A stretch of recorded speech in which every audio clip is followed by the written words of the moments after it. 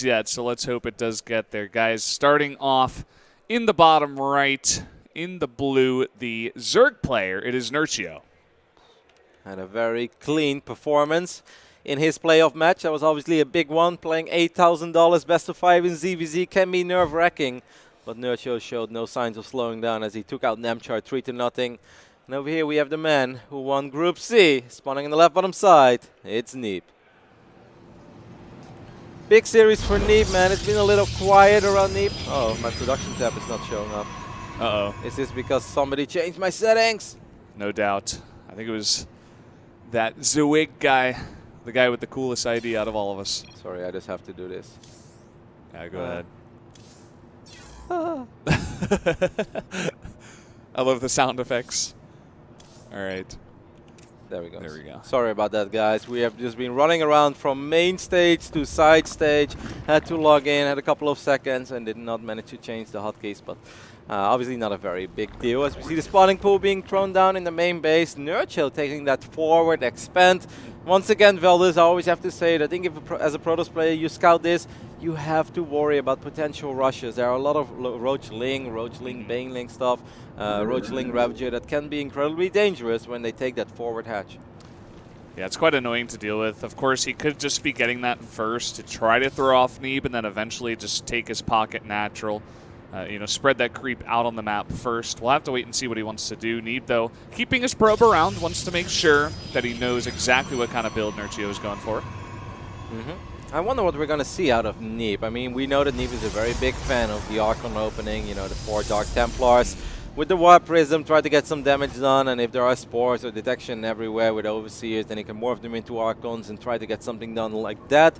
Neeb is a player that does love his carriers, and Nerchio early today, just like Elaser, was complaining about carriers, and they all basically said the same thing. Carriers are imbalanced. The moment you have 5 carriers, the game is pretty much over, because once they have 5 carriers, they will also get Storm, and the moment there is Storm, feedback, and carriers, there's not much a Zerg can do. Now, I definitely don't want to paint the picture that black and white. I really don't think it's that straightforward.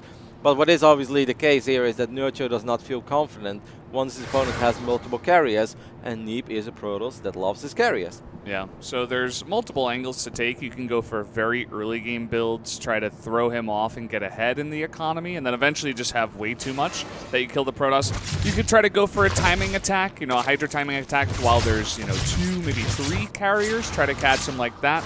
Really depends on the map too, because, the third base on this map is not going to be super easy for the Protoss. That third one that's near the main. It has a very wide arc that you can get your Hydras in. You can definitely begin to shell out that base. Yep, and let's not forget that Nerchio did take that forward hatchery, so there is a chance that he's going to be able to get creep threat going just a little bit better than you would normally get it. And that's actually a nice start as well, picking up that very first adepts. Adepts like this are actually very important in allowing the Protoss to go up to 3 bases just a little bit easier. So let's see, Nerchio's going to run a couple of Zerglings to the front. He will see the additional gateways. Did not see anything else. Will see gateway. Whoa. Actually, one of them was a robot. I wonder if he clicked on that, because that looked like That's really important. Yeah, it looked like a gateway to me. But Nerchio is very good, so maybe you just saw in the blink of an eye that this one is just a tiny bit smaller. And he's like, nope, that's a robo. And I know exactly what is going on. That would be a pretty sick catch if he actually does know that is a robo, but we'll have to wait and see. He does throw down the Roach Warren here, has a lair right on time to catch these Dark Templar once they eventually come out. Dark Shrine only just started here. Warp Prism going to be the first unit to come out of there. We'll start with the Adept Harass. Probably just going to fly it across with the Dark Templars, though. I don't think he's going to make too many Adepts. He'll probably keep the one Adept at home.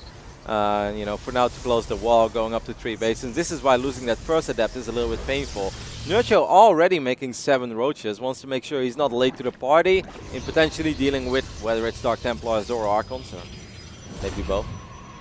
He did go up to 4 gateways, which is kind of interesting. Yeah, I guess the standard is you go to 3, get your 3rd, right? Sometimes, but if they open up like this with the Dark Shrine, it's like Protoss players do it different, but most of them do prefer to get the 4 gateways so they can warp in 4 Dark Templars immediately, and you don't have to do the awkward, let's warp in 3 Dark Templars and then add 1 later. Both are possible, but I think the 4 gateway, it's pretty popular as well. There's a lot of Protoss players that like to do it like this. And there you have it. You weren't joking about Neeb starting off game number 1. Really likes this Archon play. And those 7 roaches, they are out on the map. It looks like they are chilling in the main, it looks like. And let's see how much damage this can do.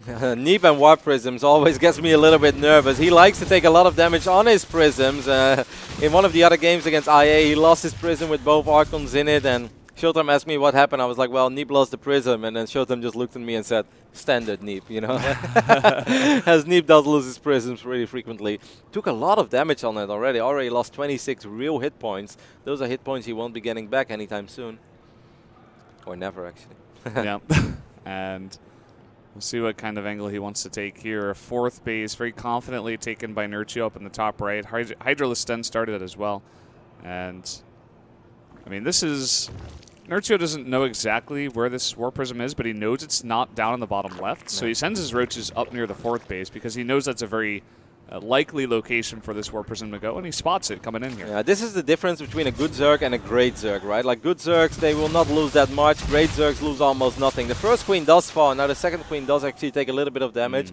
But more importantly, he's not losing any drones. How many games haven't we seen where it's like, oh yeah, the Archons, they get a little bit of work done, right? They get 4 drones here, 2 more drones there. But that actually does really add up. Nerchio has not lost a single drone so far. Does he see this warp in? No, he does not. Oh my god, and the roach is going to go back to the south side. Nerchio could potentially be in danger losing his 4th base. That would be massive. Oh my god. Nerchie! And let's see exactly what he wants to do with those adepts. I was thinking maybe he wanted to wait for the drones to transfer, but it looks like he does want to send in 2 for now. Roaches are in position now. If those would have been Zealots, that 4th base would have been dead, and I think that would have been incredibly painful for Nerchio. Obviously, Neeb is doing a good job in keeping Nerchio busy and meanwhile macroing up freely on his side of the map, but he's not dealing a lot of damage, and if you don't do anything about the fort, I don't know, I really don't feel like this opening has paid for itself. Now, I'm not saying that if you open up with 4 DTs, 2 Archons, that you have to kill a tremendous amount of drones or, you know, you have to take out 7 queens. It doesn't work like that. But I think this has been a very clean defense so far by Nerchio. Yeah, it definitely has. I don't think he's, well, as I say that, 2 drones do go down. I was going to say he hasn't lost a single drone, but there you go. 4 do go down to 2 adepts. And those were the 2 sneaky ones that were left up near that 4th base. And we're just going to transition into a mid-game here. No Storm just yet. It's Archons, Immortals, and a bunch of Hydras being produced here. We were talking about that 3rd base. 3rd base to 3rd base on this map is very close, so Nerchio could begin to gear up. Oh! No. Wow. Good reaction. Yes! That was a lot of Hydras. Indeed, very good reaction there by Neeb. If we would have lost the Prism, that would have been incredibly painful. I don't think that Neeb is in a position where he can like run across the map and try to get a good fight, because the Hydra count is pretty damn high. And when I say pretty damn high, 24 Hydras at the moment. What I would love to see is Overlord speed. There goes that Prism. Classic Neeb loses his Prism. Go. Flying it straight into Hydras. Yeah, but at least it was empty, Valdez, so that makes his life a little bit easier. It's still a big loss, though, don't get me wrong. I would love to see Overlord drops with Hydras. That's something that Nerchio has showcased us multiple times. Look at this. This is kind of awkward, though, because these Hydras are going to be awfully exposed. Neeb is going to jump on top of them. Look at this concave. He needs to get those force fields on the left side of the ramp here, perhaps. It looks like he's just going to split up his army and take the fight. As you were saying, those Hydras on the right are all alone, and they're on the run now. Wow, that was a super risky move by Nerchio. Very surprised he decided to run across the map like that. Tried to dive on the fort, but he left his Hydras incredibly exposed. I think in a straight-up fight, I actually think there was more firepower in the army of Nerchio, but not like that. Not if they are that exposed, if it's that easy for the Zealots and Archons to get on top of them. And he lost a bunch of Hydras in that push. He wasn't really in a position to move across the map and fight, but now he is after taking out 10+ Hydras, and Nerchio has gotten essentially 0 damage done. He didn't even do any damage to the 4th base, which is now up and running. Pretty much killed nothing there. I think he killed 2 Zealots, that's about it. And meanwhile, he lost 14 Hydras, lost 6 or 7 Roaches in that move as well. Maybe on creep it can still get dangerous, as I do believe there's a couple of Banelings. Yes, indeed, 13. 5 Overlords being researched into Dropalords, but Nerchio, you don't have to worry about that. What you have to worry about is cleaning up this army.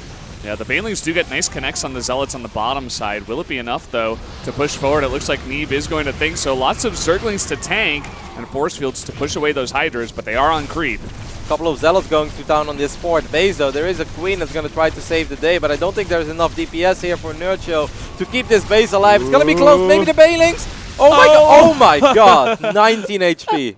Sick hold. Yeah, a couple more hits, and it would have gone down. Wow. Now, he definitely can follow up with another small warp in if he could get all the way over there, but Definitely a really nice hold right now. Yep, now knocking down that, well, it's not a cooling tower, just that debris. That's actually going to make Nerchio's life a little bit easier. Don't forget about those 5 drop lords. He loves his Hydra drops. Nerchio, that is. There's a lot of Banelings on the map as well. You know what I'm really surprised by? That Neeb is not throwing down a Robo Bay yet, because I kind of felt the only thing he could have lost to is something like this, or potential lurkers as well. That Archon takes a lot of damage. This fight could potentially go a lot better for Nerchio. Storm is more than halfway done, but it's not done just yet. This is going to be fun, Veldes. Yeah, he really needs that Storm. Look at this army. Lings, Banelings, and Hydras rolling forward. All the Immortals are bunched up. And huge hits there on the front, but he does tank a lot, but the Hydras are going to clean up. Oh my god, I think Neeb just lost. I mean, he lost a lot of Archons there. He does have a couple of High Templars with Storms. Oh my god, he storms his own High Templars. Don't do that. Oh, man. Morphs them into high Archons in the last moment, but that's it. There are still so many Hydras remaining. A couple of Zealots are going to try to save the day, but these Immortals are just running straight into their death as well. What a game. What a bizarre game. Game of Throws left and right. Yeah, pretty much. And now, with a lot of weak Hydras, it looks like he wants to wait and regroup. He did take out the bulk of Neeb's army, and not much left for him, I have to say. He doesn't have many pylons over here either. And now Nerchio going to regroup up here, try to fight against these Zealots.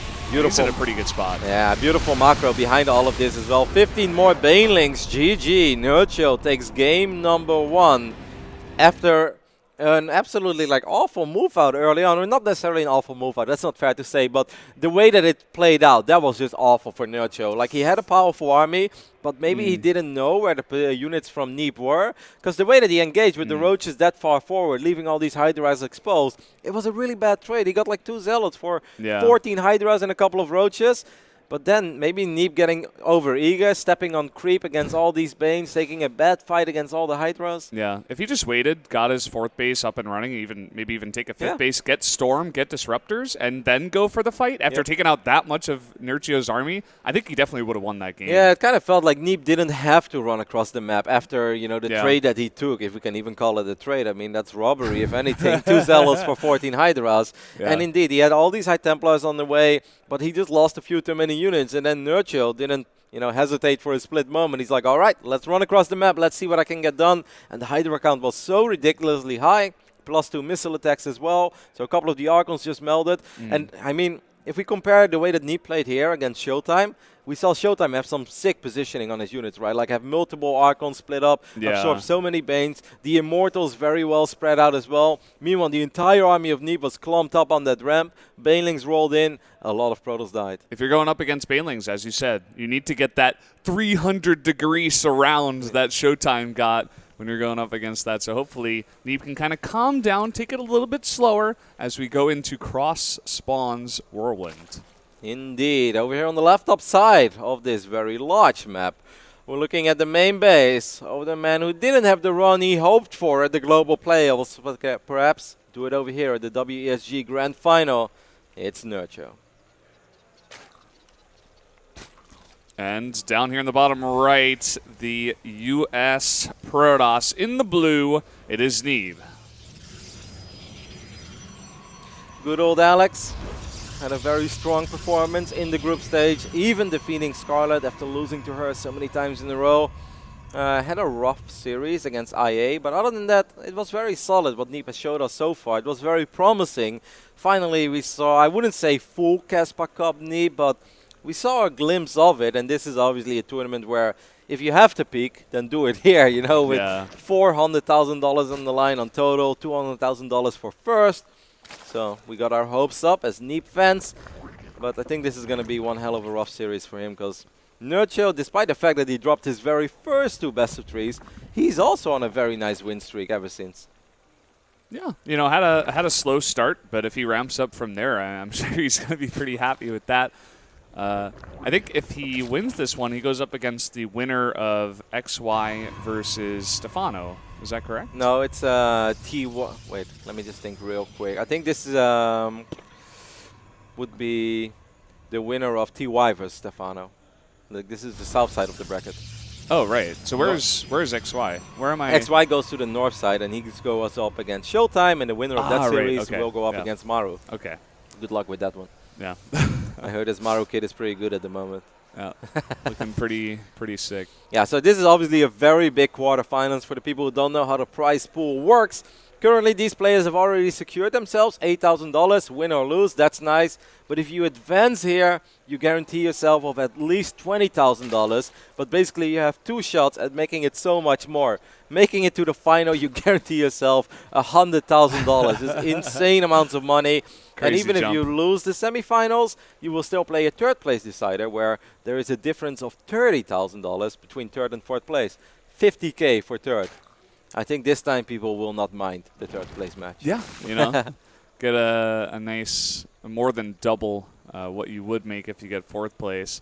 But here we go into Whirlwind. We are going to see that Stargate opening. This is very strange, though. Incredibly early burrow by Nerchio, which makes me wonder, is he expecting...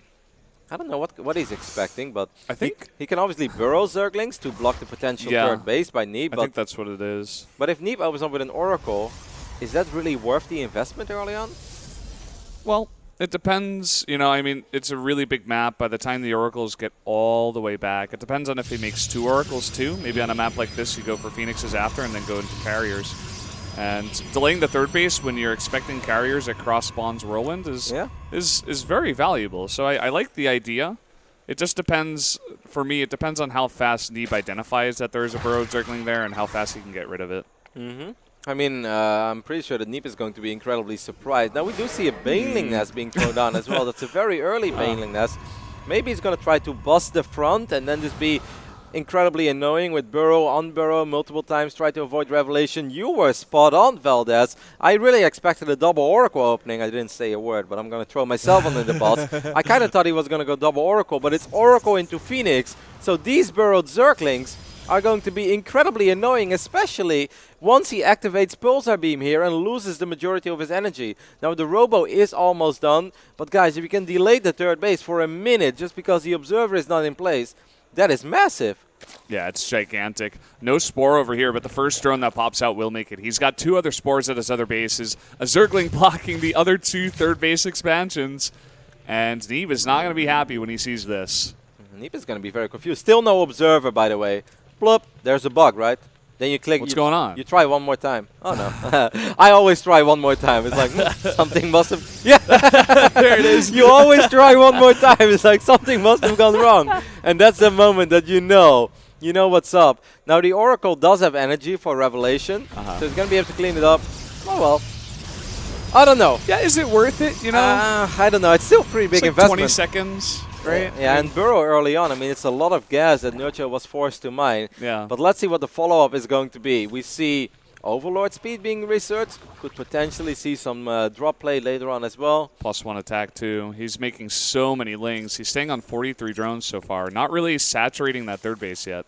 Is he going to try to just overrun? There we do have that first drop alert. Oh, he's going to fly the Queens across the map, just like Elazer did. Interesting. It didn't work out very well for Elazer. Can this Oracle spot it?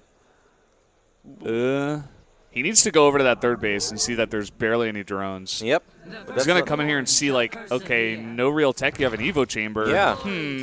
What's that? Where are your queens? Yeah, maybe that is What's going on? Maybe that is the one thing that the Neeb has to be asking himself. Where are your queens? How can I just fly around with an Oracle like that without really taking any damage at all? Ooh. There isn't Phoenix chipping away at this one Overlord. That's not a drop alert. This time the Oracle will see this one drop alert, and perhaps now Neeb knows what's up. How much does Neeb have at home? He does have a decent amount of supply. And Resonating Glaives is almost done. He's got sentries too. This should be a hold if he's paying attention. And the 2 Banelings come in and they get okay hits, but that really last second force field. But how is he going to hold this 3rd base? Yeah, that's going to be very hard. That's going to force these Adepts to be awfully exposed. No Warpins over here. Nerchio with a sick build on Whirlwind. If he can just take the Nexus, can he just transition out of this? He's going to pick up Lings as well and drop them into the main. Man, Nerchio's playing some great StarCraft right now. And the funny thing is that he's not transitioning yet. He's still making Lings after Lings. And, I mean, these Queens are going to be abandoned, right? He does get the 3rd base. And that one drop Overlord was trying to ferry these Lings over, but it will be stopped. Oh, man, come on, just drop him. I mean, it's going to die anyway. This is kind of sad, because now it means that all these 8 Lings will die as well, and will not even get a single... More drop Overlords being researched. It seems... Very hard to read the state of this game at the moment. Yeah. And all these Lings are going across the map. It looks like he has seen this Warp Prism, thankfully. And it looks like he wants to continue with the pressure towards the third base, but look at how many Adepts are here Oh my still. god, and the stasis as well. The door is open though, so he's going to be able to boy. run into the main base. That's kind of nice, but this is still a lot of links. Nerchio better kills like at least 15 probes here. Otherwise, I'm not sure if it's worth it. He's going to burrow some links too. As you were talking about, kind of that idea, just be as annoying as possible. Yeah. Lots of very, very weak probes right now. Oh my god, no observer. Neeb, rather Nerchio, the build is so smart because he knows exactly what kind of build Neeb is going to do, and it just does so well against it. He gets a couple of probes, and during all of this, he unburrowed the links. He's able to get a few more probes. I mean, this is all very cool. And he does actually take a small economic lead now with +2 on the way. Neeb needs to get an observer, finally. I mean, this is a very unique game, Valdez. This is not something I have seen before. I've seen like the Nexus, block before. Hydra used to do it against Lilbao in some of those encounters. But the follow-up, this is all very interesting play. At first, I really did not think that Nerchio did enough. But that last run-by was pretty decent. Yeah, the run-by into the burrow and getting Neeb down to 47 probes. Delaying the third base for a long time as well. It is up now. This army, though, I really do feel that if Neeb runs across the map, yeah. I mean, what does Nerchio have? That's the one thing. I mean, he's got 10 Banelings, but they're slow. Yeah, maybe he can drop the Banelings on top of the Adept army. Does he still have Dropper Lords? Yes, he does. He's going to actually send one of his Dropper Lords towards the main. The other ones are at home. Oh, the Banelings are a little bit exposed as this Oracle is going to be able to chip away at them. Neeb doing a very good job reducing the Baneling count, getting 4 Banelings for free, perhaps even 5. The drop, I think, is going to be annoying. It's going to be able to do a little bit of damage. But can Nerchio defend on the other side of the map? He's down 44 army supply. That's insane. Nice pull, too. He's not going to take too much damage from the Banelings coming out here. The Lings will be able to do a little bit of damage, but this push, this is the really scary part right now. There's not that many Banes out on the map. He's got 7 Banes, and he's indeed going to try to drop them on top of this army, but he really has to drop them right in the middle. Look at Neeb, he's splitting up all of his depths. He knows what's happening. That's a beautiful split, Valdez. This is what Neeb is known for. Unbelievable splits. The Banelings even dropping on the Stalkers in the back, not even microing those. Some Banes coming out now, going to have to roll on in, but really good splits once again. Yeah, a couple of Banelings getting some decent connections there, but 17 drones or 16 drones have gone down. The Lings in the main have been cleaned up as well. That was beautiful. The way that Neeb split up those, like, what was it, 40 Adepts or something that he had? Because he still got 25 after all of that. He's the Adept splitter, man. He's just so good at it. The best Protoss I've seen do it. And I think that may just be lights out here for Nerchio. He loses his lair, too. And he's just got nothing left to stop the onslaught of the Protoss. Yeah, Nerchio once again trying to go for a small counter-attack as well on the other side of the map, but Neeb left a couple of Adepts behind. Finally, Valdez, we've got somebody we got a series. We've got a series on our hands. Let's go. Here we go, man. Oh, it's fantastic. And yeah, this is kind of just the ending of the game here as Neeb is slowly pushing on up. Looks like he wants to take out that other third base first, wants to take it a bit slow. I wonder if Nerchio wouldn't have lost those 5 Banelings against the Oracle. If he would have had maybe like 6, 7, 8 additional Banelings and then he drops them on top of the army, perhaps yeah, it would have been possible for him to hold, but in the end, Neeb just had a little too much. I do really like the way that Nerchio plays this game though, win or lose, it doesn't matter that much. I thought it was a very creative, cool build. Yeah. Unfortunately, he couldn't get it done, but it was still fun to watch. Yeah, just going to shade on in. All those queens are doomed. Really nice corrosive vials, but Adepts, they have a lot of HP. Yeah, there's no firepower left in the army of Nerchio. Just a couple of queens keeping each other alive, trying to drop some transfusions, but it's not going to make a difference in the end. GG. Our American Protoss evens up the score. Been waiting 7 hours to say that. There you go.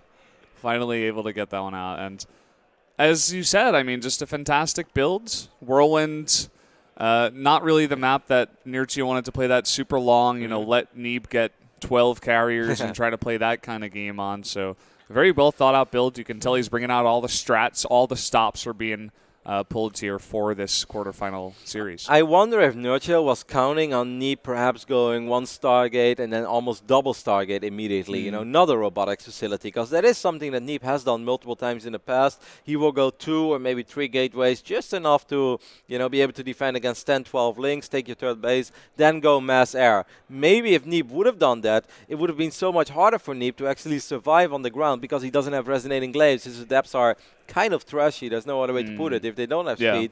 And then it becomes very hard to defend against the Link Flood and the Link Bane.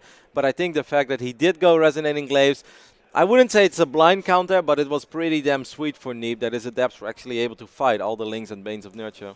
Yeah, so we are going to be jumping into Echo for game number 3, and we've said this before. You get that super easy third base. Showtime held with flying colors against a Laser. A Laser went for a pretty cheesy build. The one that we just saw there, actually, like the follow-up, with the Queens and the Lings with the +1. Nerchio, kind of the same mindset that he doesn't really want to play against carriers, but will he do the same build that seems to be pretty popular? Or yeah, that was an interesting moment as well in that previous game. I'm glad you remind me of it because he picked up 8 Lings. He wanted to drop the Lings in the main, but then he's slowly like, oh, that means that my Queens are left behind. And then he brings the Overlord back. But then there is a Phoenix on its tail already, so there's really no place this Overlord can go. In the end, the Queens do end up dying. The 8 Lings are dying as well. I mean, what happens there if Nerchio just picks up his 4 Queens and flies them back to his side of the map? Yeah. Drones up. He delayed the third base. Yeah. He's got upgrades. Exactly. You can just go from there, and it's a big map, Pretty pivotal moment indeed. I'm glad that you brought that one up as well. But yeah, let's see what Nerchio brings out on Echo, because he too has been very vocal about the dislike of carriers, the problems that carriers cause for Zerg.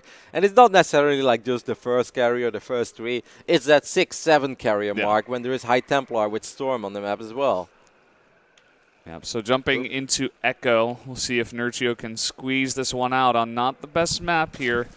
Up on the top left, the red Zerg trying a pretty sneaky, tricky build in that last one. It is Nerchio. Fantastic Poly Zerg. I love Nerchio. He's been around for so long. Had his successes in Wings of Liberty, had his success in early Heart of the Swarm, and has a lot of success in Legacy of the Void. But the same thing can be said for this man who wrote esports history. You were there to witness it firsthand just last year. It's Neeb. That must have been so fun to cast. It was pretty unbelievable. It was a night to remember, Everybody was like, no, there's no way, right? Neeb is really going to... No. And then he defeats another player, and then he takes out stats. And then Trap makes it to the finals instead of, I think it was TY that he was playing on the other side. And everybody was like, well, we're not sure if he could beat TY, but then Trap makes it through. Uh-oh. Yeah. That and PvP he actually does it. PvP has been looking pretty good for Neeb. And that series was unbelievable too. His Stalker Disruptor control was unbelievable. That one game on Apotheosis, I'll just never forget that. Yeah, he's had a lot of sick games on Apotheosis. One of my favorite games of 2016 is actually between Neeb and Showtime on Apotheosis from the Intel Extreme Masters Shenzhen. Yeah. I mean, you were there with me as well. Did you cast it or did you watch it? I mean, I'm sure you watched it. I thought that was such a phenomenal, fun game. It had everything. Yeah, I don't think I cast it, but I was watching that. It was impossible to call who was going to win. Like, I changed my opinion like 6 times. Like, Showtime's got it. No, Neeb's got it. Never mind, Showtime does have it. No, Neeb is doing it. No, Showtime is doing it. Oh, man, that was so much fun to watch. Yeah, it was pretty unbelievable. I mean, people like to hate on Apotheosis, and it's not the most balanced map in the world, but, Blizzard, they're a pretty smart company. It does create some really crazy fun games from time to time. Yeah, that's the issue with some of those maps, right? Like Dasan Station as well. Dasan Station is not a good map, I'm going to be here. Not a balanced map. No, it's not a balanced map. I think overall it's not a good map either, but by, every now and then, 1 out of 10 games, that does make it past a certain mark, while most games just don't, because it's not a very good map. It's not a very fair map. But if it does happen, I mean, Scarlet against Stats, I believe it was, of Home Story Cup. Ridiculous game. One of the most fun games of 2016 as well. Oh, well. We do have very fast Overlord drop, by the way. Taking a look at the build orders here. Coming out of our Poly Zerg Nerchio. That did take, once again, that forward hatchery. Doesn't necessarily mean anything, but does give him some potential to perhaps be aggressive. Maybe does do the same thing as Elazer. Maybe he looked at that game and he said, Elazer, I love you like a brother, but you messed it up. You can do that a lot better, and I'll show you against Neeb. Yeah, I wish the Bailing drops would come back. I guess people just got too good at spotting when the Overlord would come in with speed, and they always just pull and never take damage. But yeah, I think there's definitely a high chance that it could be the Queen drop. Resonating Glaives on the way. One Adept is actually not very good. I'm not sure if there is a Mothership Core. No, there is not, but the second Adept does pop in time. But a couple of Links should be able to make it into the main base. A couple, I mean, literally a couple. Yeah. One of them is injured. The other one's escorting him. And he gets a full scout of the base. Very nicely done. One Stargate. I wonder if it's going to be a double Stargate follow-up or if it's just a single Stargate into then a Fleet Beacon and a second Stargate. I'm expecting Neeb to absolutely go Resonating Glaives into Skytulls here. That's, in my opinion, the only thing that makes sense. Yeah, I like it. I would have to agree with you here. And it's going to be up to Nerchio to get a scout on that. He was not able to scout the Stargate just yet. You know, he knows it's a pretty popular kind of style on this map. He does have that one speed overlord very close by. Could peek in if he wants to. Yeah, Nerchio should be able to spot everything here. It's important that Neeb doesn't just throw away his adepts, because I think adepts are important to secure third base. Look at Neeb, by the way. 41 probes, no Mothership Core. This is something you don't do against Bly. Yeah, exactly. And this is going to be 6 adepts in pressure. There are roaches about to pop here. Well, actually, I think it would be a lot better to cancel these shades, as this base is awfully exposed. There really isn't. Wow, he lets it finish up, and that's actually, I think, good news for Nerchio, because all of these roaches are going to pop here. How many drones will fall? Man, this is a very fast timing, by the way. These adepts showed up a lot faster than you normally expect them. And look at Neeb, he's just going ham, killing 5 drones, getting away with a couple of adepts, going up to 3 bases during all of this. Very solid start for the American Protoss. I think if he lets this finish up, no, he doesn't. He trades 1 adept for 5 drones and a lot of lost mining time. Also distracting Nerchio while he gets his third base. The Oracle follow-up is kind of interesting. Maybe he wasn't expecting this. I don't think he's gotten the scout on that Stargate. Not flawless Oracle control there, though. I think that was just a single drone. He doesn't have any spores. Yeah.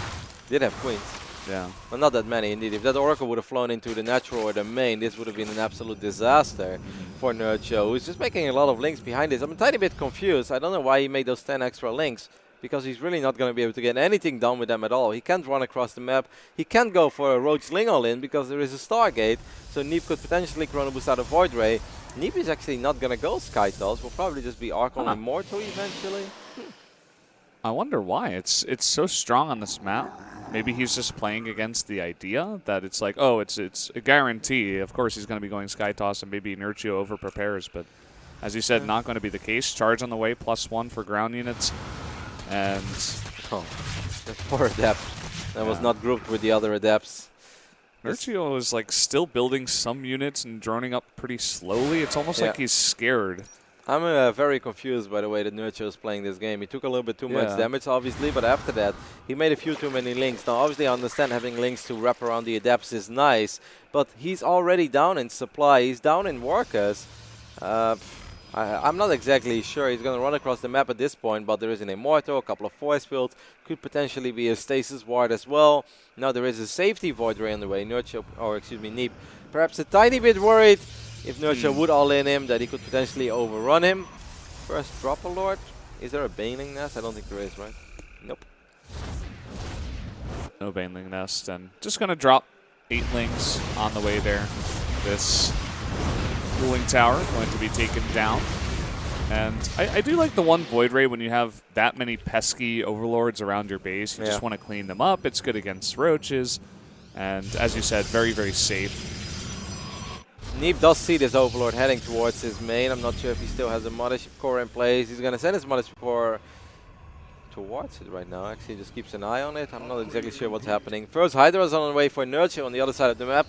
Once again, if you guys just joined us, this is a very big game. We are playing best of 5s, but there's a lot of money on the line. Are we going to see a 2-1 lead for our Polish Zerg, or is the American hero, our Casbah Cup champion Neeb, going to take a lead? And so far, I think Neeb is very, very happy with how this game has gone. Yeah, he's super safe on 3 bases. You could see the 4th base locations were all creeped up until this point, but he's totally fine to just sit back and get a very safe storm. Double Stasis Ward at the front of his base with a bunch of sentries and a really nice split here. It's really interesting because we're going to this Hydra Ling Bane composition, and it's like Neeb has read this from the get-go, and he's going to be super prepared for it with that storm. At least Nerchio, during all of this, has been droning up, so that actually gives him a fair chance in this game. You know, he's working with the real economy now. The Oracle is going to fall. That's a very nice little pickup. Small things like that do really add up. There is a War Prism right now on the left side. Could potentially do some damage, but Nerchio has some sick Spider Sense or something, and somehow gets the Spore immediately. Going to make it a little bit harder for this Prism. But if there's one thing that I have learned from watching all these high-level PvZs over the last few weeks is that War Prisms change the outcome of games, like over and over and over again. You look at Showtime and the amount of damage he gets done with his Prism is insane. And you look at everybody else and the Prisms just die, but... Oh. That may be the case here. It's trapped! That looks like it's the case. Sport Crawler! Yep. Oh my god, poor Neeb! What is it with Neeb and War Prisms? Man, it's like watching James Bond in a train. It always crashes, like... Yeah, and I mean, you know, as you were saying, great spider sense by Nerchio. I think he may have flown that War Prism right past an Overlord, perhaps, and Nerchio just really great map sense. And, that's massive, presence. though. Yeah. I mean, not just the 4 Zealots, but the fact that Nerchio now doesn't have to worry about it. Nerchio does bring an Overseer as well. Perhaps he's going to hit a +2. I mean, I don't want to call it the timing because it's been a very unique game. But maybe he's going to line up his attack with +2 missile attacks. However, Neeb does have a lot of money in the bank. Neeb has cannons. Neeb has stasis wards. Neeb has a storm as well. No, he doesn't have a storm. Oh, this 4 Not quite. Gets taken out right away. And those units, they might be able to take out the third base, but he still has to be careful about not getting caught up here. This is still already a very successful little attack, even if a couple of units do die. And don't forget, Nerchio always tries to do 2 things at once. A lot of units are heading towards this 4th base, and if Nerchio can get a cancel on it, that would be incredibly big. I like the little bit of Priest threat here as well. High Templar is going to try to save the day. Nerchio's going to snipe them. Oh, the focus fire. 3 of them get sniped out right away. He will pay for that with a bunch of Hydras, but he's okay to just back off. Looks like Neeb still at the same time is, you know, pulling off a pretty nice hold here. Doesn't lose too much. But now there are 10 Lurkers on the way. 10 Lurkers morphing, and Neeb does not have a Robo Bay. Yes, I know he does have Immortals. He does have, I won't say Archons, but it's a single Archon. He has Storm, but against 10 Lurkers, you got to be incredibly careful. It's really incredibly nice to have some Disruptors. This could be an incredibly hard fight for our good friend Neeb. Yeah, what is he going to do about those Lurkers down there on the bottom? Another High Templar just got sniped there, which has a lot of energy, I believe. Is he just going to jump on top of this army? Looks like it. The revelation, he can see those Lurkers. A bunch of storms going down, and he's just going for it. Really nice concave of Hydras, but not that many. Good focus fire on a couple of these Lurkers, though. You can see the Immortals were not wasting any shots. Actually got a little bit of damage done. Lynx trying to get the wraparound, but a Stasis Ward keeps the Immortals safe. This is turning into a very fun game. Can Nerchio perhaps do something about this 4th base now? He could burrow Lurkers on top of this ramp. Does he have enough to protect the Lurkers, though? Needs the revelation. He's just going to storm right here. The Observer does get the detection, and he is going to be able to push him back with all of those Immortals. And he does save that 4th base. Wow, that was a sick hold. Couple of Lynx going to try to be annoying here. Pick up perhaps a few more probes while Neeb is just trying to stabilize. All that Neeb wants to do is get an Immortal count up, get a couple of High Templars. Nerchio, meanwhile, is everywhere at once. This is a really fun game, Valdez. It really, really is. And Nerchio, he's trying to be in like 3 places at once when he can really only be 2 places at once. Yeah. And, you know, he's losing a lot of units in the meantime. He did, I don't want to say throw away, but he lost about 7, 8 Lurkers in that fight. And he doesn't have the most amazing economy. Even on 74 drones, you can see he doesn't have that high of a gas count, struggling to make Hydras and Lurkers at this point. He's only going to go up to 5 Lurkers for the next fight. I think he's incredibly worried that Neeb is transitioning into Disruptors. This is something that's very hard to sniff out as a Zerg in this phase in a game. But whenever you have Lurkers, you kind of want to push the issue. And even if fights perhaps look a little bit bad, sometimes you feel like your hand is forced because you know that if Neeb gets 4 Disruptors, Lurkers is just not going to be good. Lurkers will not work out for you at all. But that's actually not going to be the case. Neeb is going to go full Korean style here, as a lot of the Koreans like to stay on Archon Immortal Storm against Lurkers. So I actually think if Nerchio would attack with, let's say, like 11, 12 Lurkers at once, gets him in a good position, I think you can win the fight as a Zerg. But obviously upgrades are going to be an issue, and all the Storms are a small issue as well. Yeah, the upgrades, I'd have to agree with you, especially on a map like this. There's so many different hills where you can get nice concaves up on. Oh, this is a bit of a mistake. Also morphing 2 Lurkers, they're going to have to cancel both. And this is getting painful now, as Nerchio was probably worried about this army on the left side. Does Neeb have enough here, though? This was the majority of Nerchio's army. And Neeb is forced to retreat for now, but at the same time, he's actually just... This is so bizarre. How often do you see that? 2 armies of Immortal Archon Zealot at the same time? Neeb is like, oh, you think you can pull me apart? I'm going to do the same thing to you. Neeb, you're Protoss, man. Like, someone should tell him, I hate to break it to you, but you're not Zerg. You're not supposed to play like this. You know? And here he goes once again. I love how consistent he is, too, with breaking down this creep in the middle of the map. He's not allowing Nerchio to get a big foothold in the middle of the map. This is so cool. Like, I feel like I'm watching Archon mode or something, you know, where you tell your partners, like, all right, you control the army on the left, I go for the army on the left. Yeah, yeah, we're so good together. Well, Neeb is doing this by himself. I've actually never seen this, Valdez. I kid you not. So, Protoss player. It's pretty unbelievable. Yep, he did send the Immortals home now. This is going to send all the Zealots toward this fort base of Nerchio, clean up the majority of the drones here. Look at how much damage. Yeah, Neeb has taken a 50 supply lead, going up to perhaps carriers or Tempest now as well, whatever he wants to do. Getting multiple Stargates, +1 air weapons. Neeb looking good. Yeah, why try to rush out carriers when you can just defeat them in the mid-game with this composition and then transition off of 5 bases? And you know, a bunch of lurkers up there on the top, kind of alone, but it looks like he didn't have any detection. Lurker count an observer. Is at 8 at the moment, which is a pretty good number. Fulton Overcharge is going to keep this base safe for now. During all of this, Neeb is going up to 5 bases. It's Tempest, actually, which I'm tiny bit surprised by. I don't know. It's obviously not bad, but the new Tempest I don't think is that great against lurkers. Maybe he's worried about Bit of a small move command in here, but he is going to get on top of those morphing lurkers. A lot of Hydras in the back, but so many storms to follow up. Yeah, Neeb has to be a tiny bit careful, though. You don't want to throw away too many units. I'm not sure about the Tempest transition, Valdez. Meanwhile, Neeb just casually has 3 Immortals and 2 Archons on the left bottom side. Neeb is playing a sick game, though, so I'm really not going to be hung up on the fact that he is going for Tempest. And maybe it was a misclick. He's living in the old ages, man, like the late stages of Heart of the Swarm, perhaps. Yeah, I mean, obviously Tempest used to be pretty decent against lurkers because the range against ground was insane, but that's just not the case anymore. But I mean, Neeb is doing so many things right that I don't think it's going to make much of a difference. I just think that carriers would have been safer. But we'll see. I think that maybe he was worried about Broodlords because he's probably looking at his army and he's like, all right, I feel like I've played really well the last few minutes in this game. What can I still lose to? Well, Broodlords, because this Protoss army is awful against Broodlords. But Nerchio has no money to go Broodlords because Neeb, you've been playing too damn good. Yeah, he stayed on 4 bases for an incredibly long time, too. And once that 4th base got cleaned up, you know, he lost a lot of his mineral mining. You can see he's really, really struggling to get that up here. Once he can secure that 5th base in the top right, he will have some decent production once again. But he's already very, very far behind. He's facing a maxed out Protoss that has an answer to essentially anything that you can throw at him. Yeah, I wouldn't be surprised if we see a big mothership soon as well. Why not? If there are no Vipers on the map, it's pretty damn good. Oracle's going to try to tag these lurkers, and Neeb is going to take a look at it. It's like, well, is that all? I actually think my army is a little bit better than yours. Lurkers will siege in a pretty good position. A couple of storms will land as well. But Nerchio is just broke, man. He doesn't have enough money. Well, meanwhile, Neeb has kind of everything. Yeah, he's the one building a giant bank right now, continuing to max out on Tempest, too. And I think he's identified that there is a base up at the top right. But he's got to be careful. Echo is kind of a big map when you go diagonally. And here we go, the Immortal Squad walking on in. Not super common. Meanwhile, Nerchio is going to try to put all of his eggs in one basket. Wants to take out this 5th base of Neeb. A couple of storms will land on a few of these Hydras that were a little bit by themselves. And I think there is a very good chance that this Nexus will fall. But is this army of Nerchio ever getting out of here?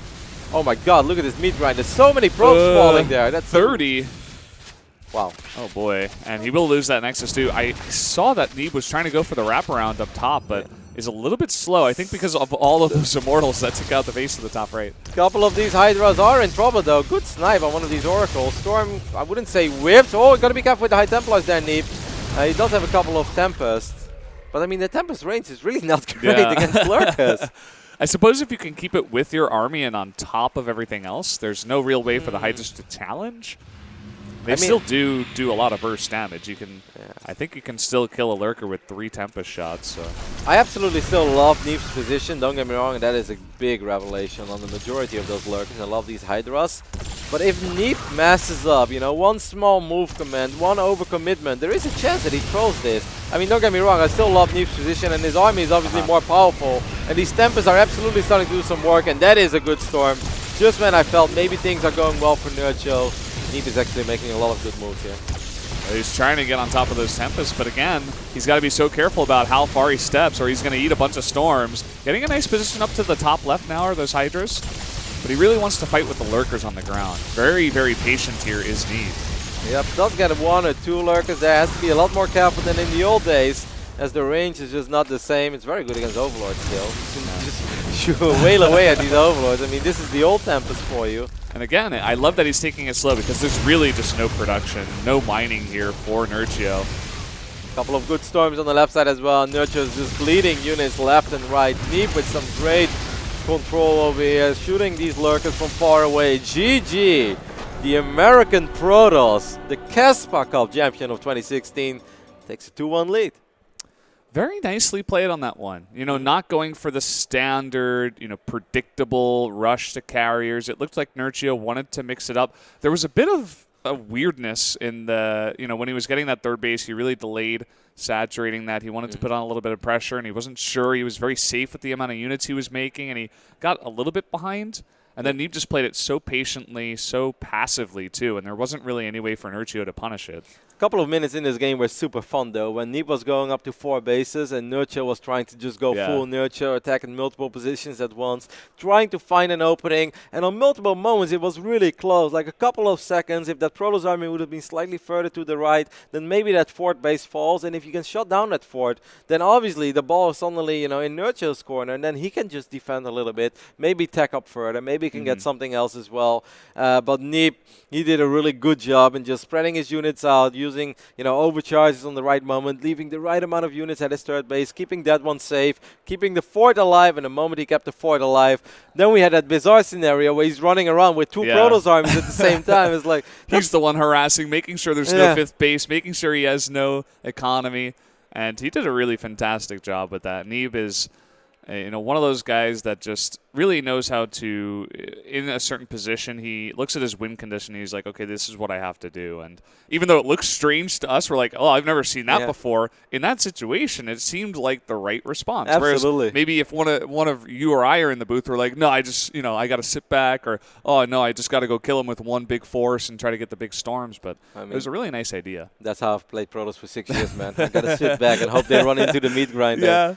This was a really cool game. I enjoyed it a lot. I think this was a great effort by Nerchio on a rough map with kind of a rough start. And can we just talk about the comeback that Resonating Glaives is making this tournament? I know Pig is in the building somewhere and likes to think about Resonating Glaives are dead. They're not dead, you know. He hopes so. He's like, no, I don't want to see that anymore. He's like, no, it's about Charge. He's like, no, Pig. Like, Charge is great later on, but as an opening, especially when a lot of Zergs are just almost blind countering the Archon drop, because there was one point where I was actually getting sick of it. I was like, man, I've casted like 70 PvZs in a row now, and all 70 open up with 4 Dark Templars and a Prism. I was like, yeah, you know, I understand it's a good build, but please show me some variety. And now we see Resonating Glaives being brought back. Sometimes just Stargate into 2 gates, no Twilight, then going into Sky Toss. It's fun, and it's rough for the Zergs as well to read exactly what they're up against. And you saw it, man. Nerchio took too much damage here against these Resonating Glaives. Yeah, it was just a fantastic aggressive tool. You know, he can get in there and just do so much more consistent damage with those Adepts. He lost 1 Adept for 5 drones and a big amount of mining time loss. Also, it's fantastic for defending if a big Ling run by with +1 comes in. You need to have those Adepts really be good at killing all of those Lings. So, guys, we are going into game number 4 now on Overgrowth. This would be great, because you know what I just imagined as well, that imagine Neeb advances here, as he is of course our player and is in the left bottom side. I completely butchered this intro, but it doesn't matter. Imagine Neeb takes the series. He's up 2-1 at the moment, advances to the semi-final, and then later today, or I believe it's the next series, TY takes out Stefano. Then we have all the questions answered. What would have happened if TY made it to the final of Caspa Cup? Yeah, there we go. We get it. You know, it's on a slightly different patch, but at the same time, you know, not all that different. It's still Legacy of the Void. It would be a lot of fun. Yeah, up in the top right, of course. He's got to win 2 in a row. Our Polish Zerg, it is Nerchio. Once again, just immediately expands at his potential 3rd base location. Just does not want to deal with any sort of probe blocking it. But I even think this probe was not in time. So it's interesting that Nerchio prefers this. Now, we do know that Nerchio is a player. I wouldn't say Nerchio is known for his creep threat, but he spreads it in like some of the most important phases in the game when he really wants to be hyper-aggressive with units that benefit more of it than perhaps any other units. I mean, like Lings and stuff are always fast, so you don't need to spread creep if you walk around with Lings. But Nerchio loves his Hydras. And Hydras do benefit incredibly much from having some decent creep spread or having a little creep highway towards the other side of the map. Yeah, it's a very good point, especially on a map like this where that third base, fourth base location is going to be a really, really high, just contention area for this map. If Neeb wants to go for some kind of mid-game push or even just Dark Templar harass, you want to make sure that your units can get over there, that you have the vision of that area. Maybe you can spot a Warp Prism coming over for some potential harass. And I just really like it. You just totally go around that probe. You don't even have to deal with it, and you're going to get your natural eventually anyway. Big game. Once again, Neeb going for this awkward wall off, by the way. I have no idea why he doesn't build the Cybercore just one. Another robo on the outside? Yeah, like probably it's going to be like a robo here, an extra gateway here. Like, I don't know what's going on with these wall offs in 2017, but, I make bad wall offs myself, so I'm absolutely the last person ever to say something about it, but I feel like everybody has been watching Zest, and Zest made a couple of atrocious wall offs, and everyone's like, it's the way. This seems really cool. If Zest does it, Zest has made the new way. Yeah, this must be good. And I do understand that if you make like a longer wall, you could potentially trap more units inside of it. Remember in the old days, like Hawk had a brilliant wall off once where he like trapped a whole bunch of links and it was like a total meat grinder. Yeah. That stuff is really cool. But I can't possibly imagine building your robo right here with so much surface area as the absolute best thing in the world. But we'll see if Neeb actually does that or not. It's just funny. Twilight Council on the way. Nothing crazy out of Nerchio. No Burrow. Not even Overlord Speed this time around. So and there we were talking about it before. The robotics facility comes down on the outside, but this time he did not lose his first adapt. Didn't really get much done. Was able to pick off 2 Zerglings. This time I'm expecting the Dark Shrine to go down as soon as the Twilight Council has finished up. And the Twilight Council has finished up, so I really like how Neeb is keeping it fresh as well this series. A little bit of Resonant Glaives, a little bit of Dark Templar Archon openings. I haven't seen carriers yet, which I'm truly surprised by. But overall, I think this has been a very fun series. We saw a lot of variation in the build orders. I love Nerchio's build on Whirlwind, even when it didn't work. I still think it was a lot of fun. And I think he made a great effort on Echo, despite the fact that he had a very rough start. Yeah, so it's going to be up to Nerchio. He decides not to go for the Overlord Speed here. He's not going to get an easy scout. Doesn't even have an Overlord near the main base, so he kind of just has to read it here. It seems like he wanted to skip the Overlord Speed and just take that small amount of greed, save that gas for something a little bit later on. And an earlier lair will be where that early gas goes to. Roachhorn also going to complete. This is one of these maps where, like, if Nerchio goes for his Hydra Lurker stuff, there's often a very funny little dance, right? You show the Zerg army over here, Protoss is like, oh no, I got to defend this location, you get a couple pylons, you put your army here, and then suddenly Zerg takes down the rocks, they run over here and they siege the Lurkers here, and that's when it becomes very awkward for a Protoss to have like proper defense and have your units in the right position. But at first, let's focus on the Prism, and let's see if Neeb is able to get something done with his 4 Dark Templars. We'll probably morph them into Archons immediately. Because, Nerchio's too good to just be surprised by these. Yeah.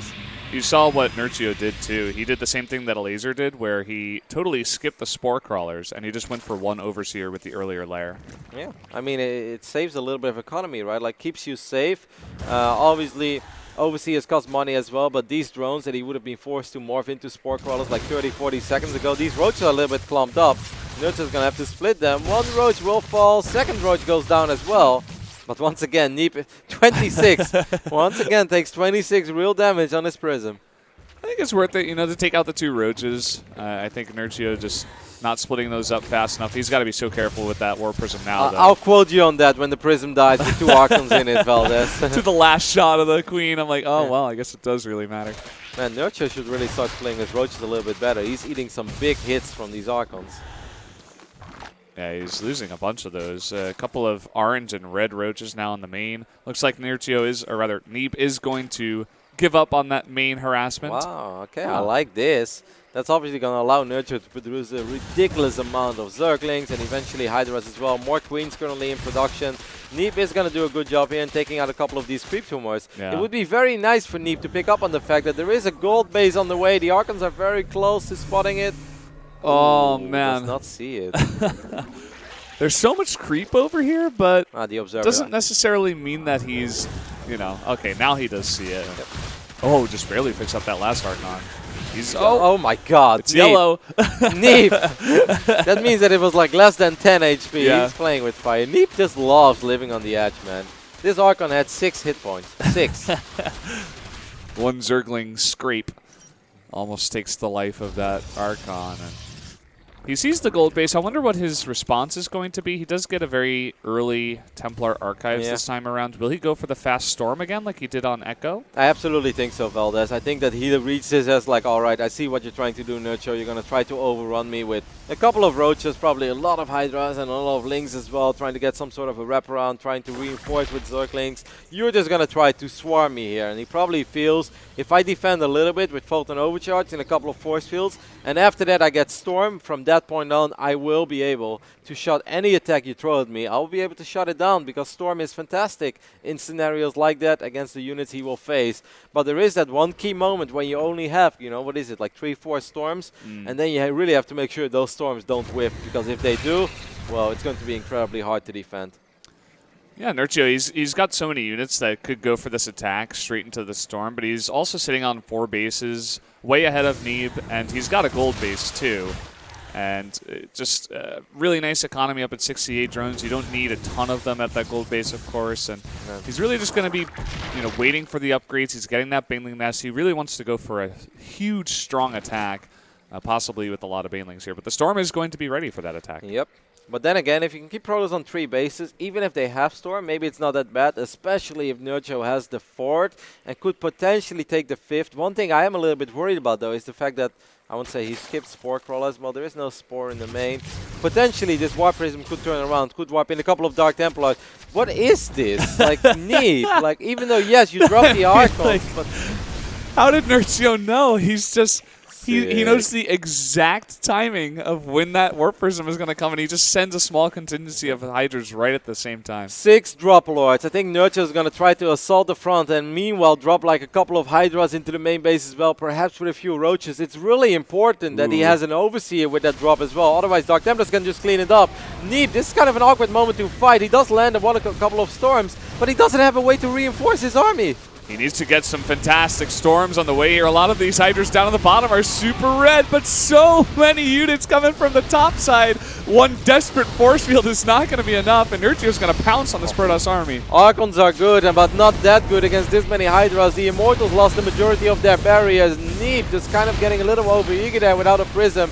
Photon Overcharge and Zealots should be able to save the day, at least for now, a little bit longer. A lot of reinforcements coming in for Nerchio, of course, as well, though. Look at that, 12 Hydras and a bunch of Lings on the way. He just needs to get them across the map. With that gold base, it gets even closer. And look at that, just going to snipe the Robo in about 3 hits with all those Hydras. And that is a really puny Protoss army at this point.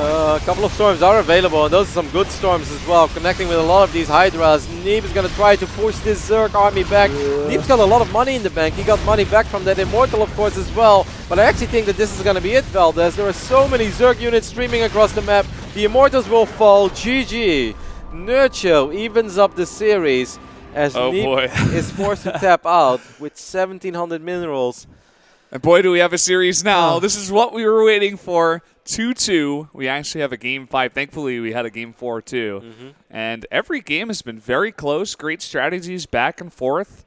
And what do you think really went wrong for Neeb in that series? I mean, he got a very safe 3rd base. He was able to do a decent amount of harass. I guess it was just that the 4th was totally just unpunished, and there was so many units from Nerchio. Yeah, but I think it's hard to do something about that fort. I think it's mostly the move out. I think most Protoss players will look at this game and be like, why did Neeb move out like that? He also had no idea where the units were. Like, if the units were all on the north side of his army, it's not that bad. He can regroup, he can pop a couple of Guardian Shields, throw down a Storm, buy time. But he's just like, it kind of happened with Newkirk, or what happened to Nerchio on Newkirk, you know, when he had this long train of units and the Hydras were exposed. That's kind of what happened over here. These High Templars were really exposed, so he was forced to drop a lot of Storms on the right side. He didn't have a way to reinforce this army that he had in the middle of the map because he lost his Prism on the left side.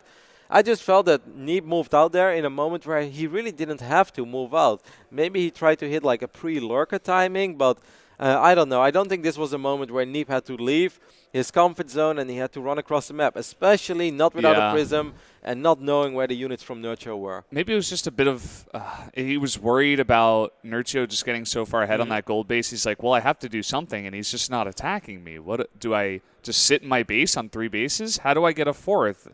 Am I going to spread myself out more? Maybe I should put on some pressure. And as you said, no vision. He moves straight into the worst position possible with this line of units and just gets crushed there. This has been a series of like the train of units where like the center of the train is the weak point. Like, what happened to the death ball? The series is the death of the death ball. I know. Neeb is changing it up now.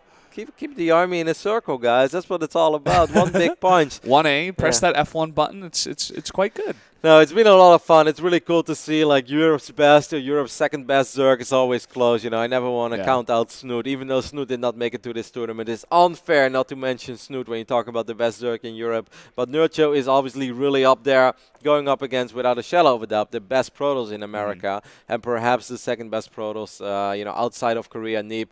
This is the kind of series that I was hoping for. It's supposed to be close between these two, and finally it is actually close. And here we go. Game number 5, guys. Get your friends in here on the stream. It's going to be a crazy one on Daybreak. Up in the top right, the American Protoss. In the blue, it is Neeb. Very big series. A best of 1 that will make the difference of $12,000 at least, but has the potential to make the difference of like $42,000 or in like the most bizarre scenario, $192,000, but that would mean that you have to eventually beat Maru. Or somebody has to defeat Maru. Yep. But it's at least $12,000, so obviously a very, very big game here between these two. On the left bottom side, it's always a lot of fun to cast this young man, repping Euronics, Poland, and of course Red Bull as well. It is Nerchio. You know, it's really funny that they don't sell like the regular Red Bulls in it's China. Chinese Red Bull. Yeah, they have the Chinese Red Bull here. But then I walked past Nerchio's setup and he has some casual, regular Red Bull. And I was like, Arthur, did you bring those from Europe? And he's like, yeah, of course. Yeah, I was like, oh my God, what a legend. I don't think they actually sell those No, here, they so. don't. He actually brought those in his bag. Yeah. I mean, he's sponsored by Rayleigh. He must have like a huge case at his house. It only makes sense. But I also think it's something like if you're used to having like, you know, a certain drink, whether it's Red Bull or something else, but you know that it's not going to be available in the country, I think it's actually very smart to bring it along, because it's weird, but like competitive gaming, it really comes down to like minor things. And if you can make yourself just a little more comfortable by having the same thing that you always have, you know, some people bring their pillow, you know, from home because they want to make sure they sleep well and stuff.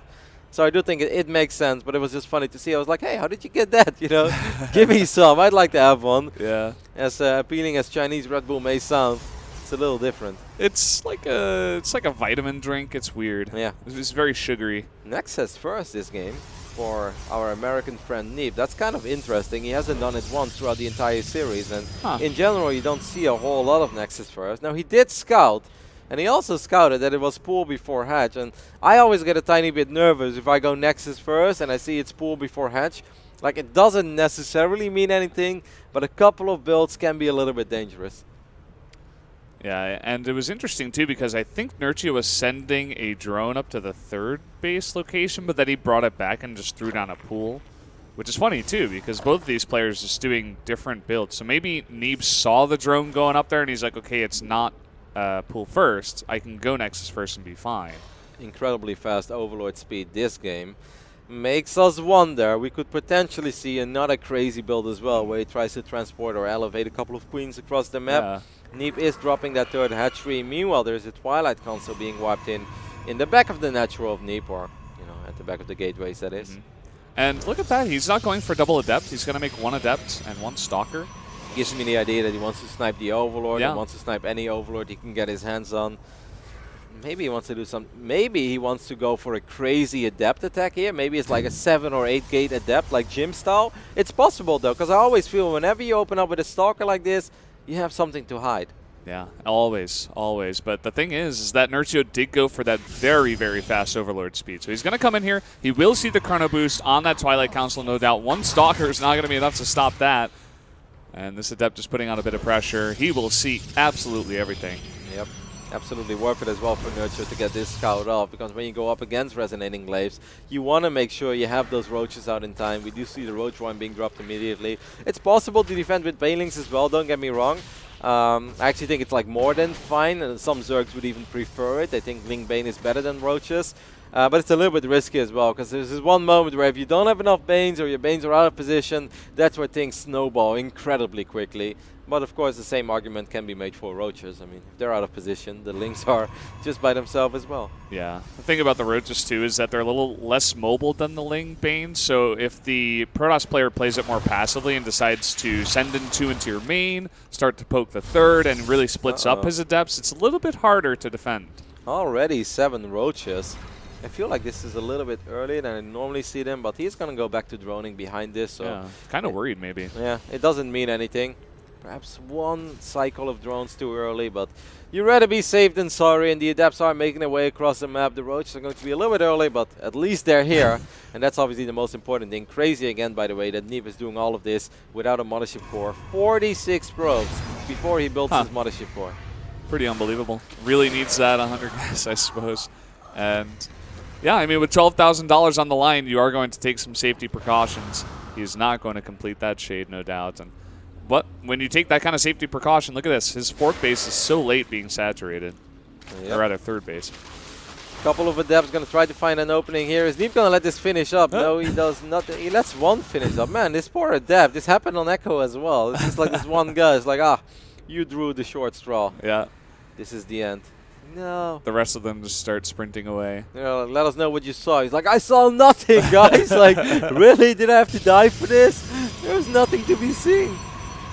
Another great Overlord scout here, going to see the timing of the gateways. I mean, with the 3rd base already up and running, not something too surprising. These Adepts are shading straight into a couple of Roaches, and that's a little bit unfortunate. Neeb's going to end up losing, I think, at least 3 Adepts here. Ling's coming in as well. That's some nice movement here by Nerchio. Does he have enough in the natural to defend against these Adepts, though? Would be a shame if he ends up losing 6 drones after this. That's the question. And the Shade is going to come out right away. Going to get to work on those Lings first. They do have the Resonating Glaives upgrade, of course, but a really nice early pool from Nerchio will save all of the drones. There is a drop alert over here on the left side of Neeb's main. No, whoa. What's happening? Okay, man, these few Adepts. Just a couple of Adepts here. Actually getting 9 drones in the end. I mean, that's actually sad for Nerchio because he had great defense. Yeah. However, this is much later in the game. Like, these drones dying right now is not as big as if they would have died when Nerchio had 40 drones or 37 drones. Also 11 Adepts died. Yeah, exactly. So it 9 drones, 11 Adepts. You know, not bad. Probably quite decent for their where is this Mothership Core of Neeb? Neeb actually doesn't have much in his main base. Obviously he has plenty of gateways to work with, so he's going to be able to wipe in, but he just wiped in a couple of units over here, I believe, and if he can't wipe in anything in the main, then he's going to lose a whole bunch of workers. He's going to be forced to use recall, which also means less photon overcharge available. Good drop by Nerchio. Neeb not ready for this one. Yeah, he's kind of falling apart here. Really fantastic movement with these Lings, just out running the Protoss player here, and gets 6 probes. There's one pesky guy still alive. We'll go down now. And, you know, he didn't push at the same time. He didn't try to go into the 3rd base. He's just macroing up back at home, gets his Hydra Den up, getting his upgrades, gets his 4th. This at least even out the worker count, and Nerchio did something back as well. It's going to be more annoying. Mothership Core is now still left behind, so these Lings should not be able to do a whole lot. But it's just frustrating, and you want to actually save. This also means if he uses all the photon overcharge, which he does, and these 2 Lings still survive, at least for now, this means that Neeb is going to be forced to defend the Hydra push without any photon overcharge, or maybe 1, at best 2, but there is no way we're going to see that quadruple photon overcharge, or 2 photon overcharges during the entirety of the fight. And I actually think that that was a very, very good exchange there for Nerchio. A couple of Lings for all this energy. It's fantastic. Like 4 Lings, what does that cost you? You know, it's basically nothing. And even blocking the 4th. Also, I want to point out there are 0 cannons at the 3rd base. There's just nothing. He was relying on pylons behind gateways, but now with no overcharge, it's not much. And he's rushing up to Storm. Meanwhile, we do see the Lurker Den morphing in the main base for Nerchio as well. Man, this is getting hectic. There is so much on the line. 5 Dropalords as well. Nerchio loves his drops in the main on Daybreak. He did it against Drogo. Drogo's probably watching. I'm sorry for bringing it up, Drogo. But, you know, I've seen him do it a couple of times, and it's really fun. He did it against Harstem as well on Whirlwind.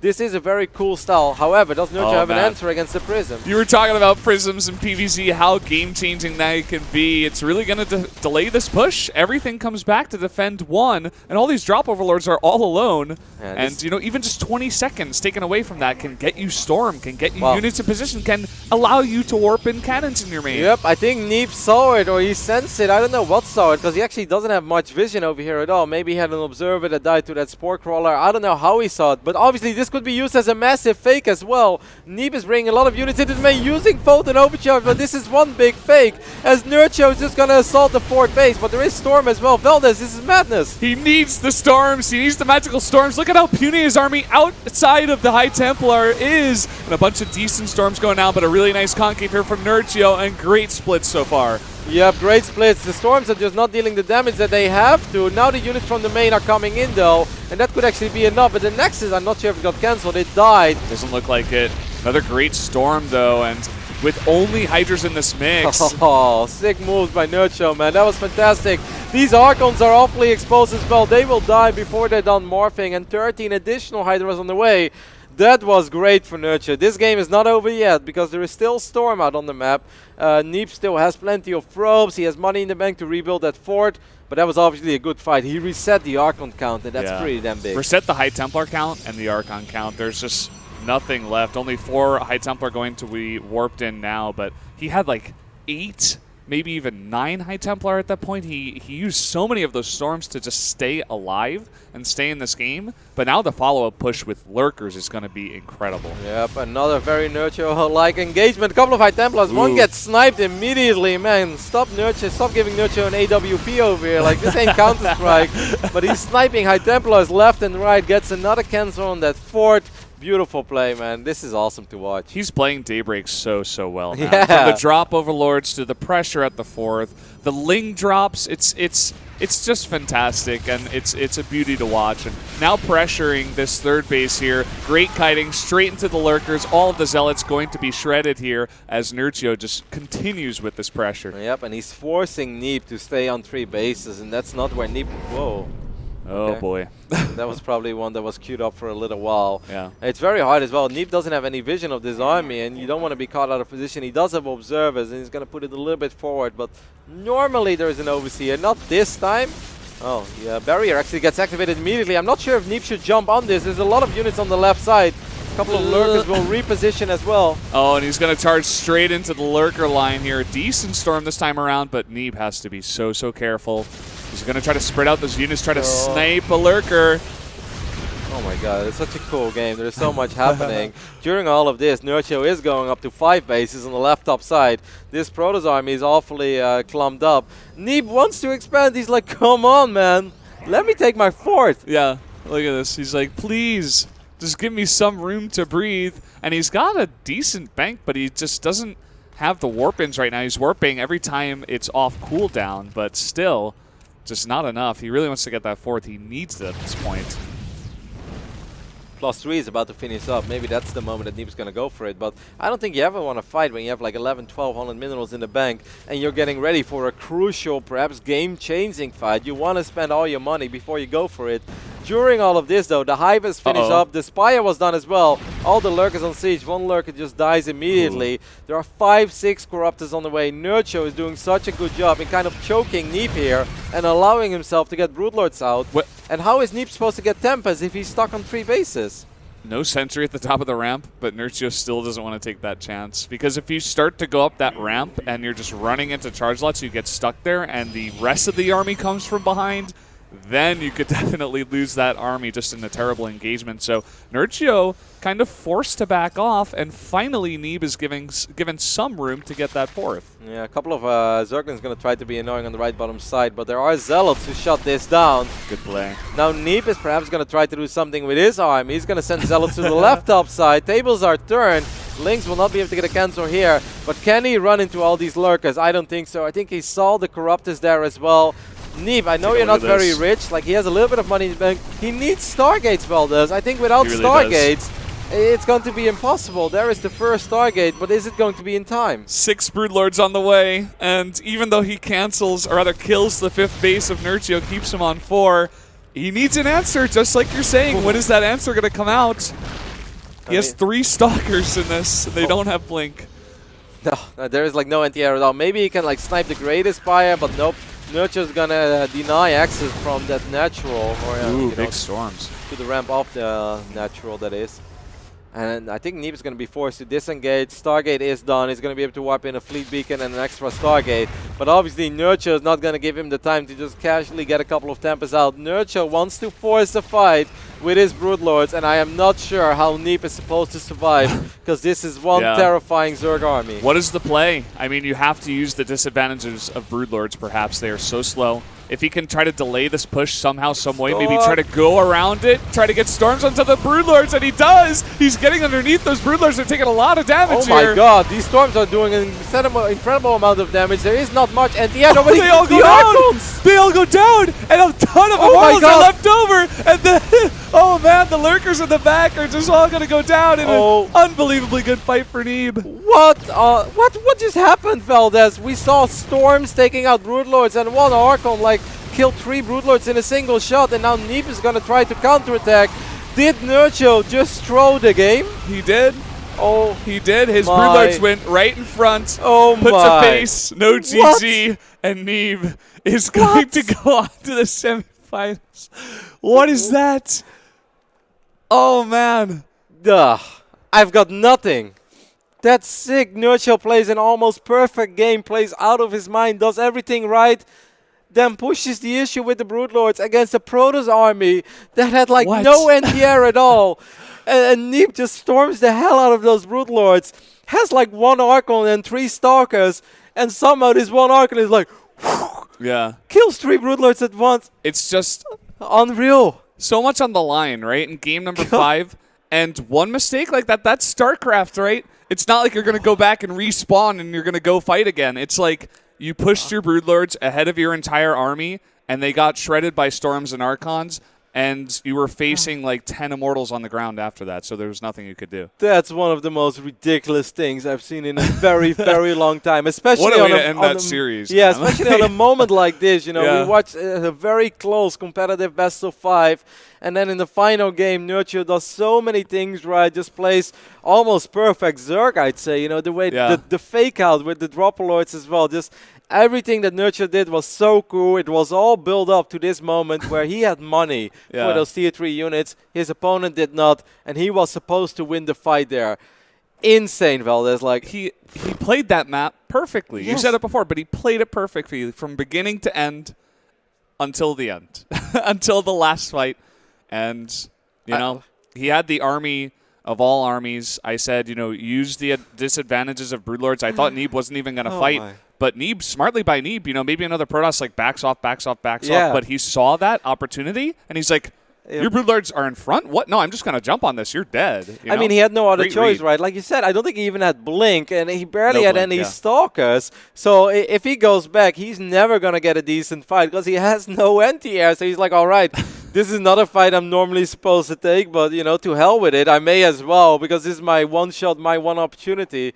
Insane. Neeb advances to the semifinals of WESG. Let's take a look at the bracket. Valdez, oh my. Unbelievable. During that fight, like I'm watching it, and I don't think a single proper sentence came out of my mouth because I'm watching something that's not supposed to be possible. So I'm just like, no. Trying to shoutcast the fight. I'm just laughing like a hyena. I'm like, what the hell is going on?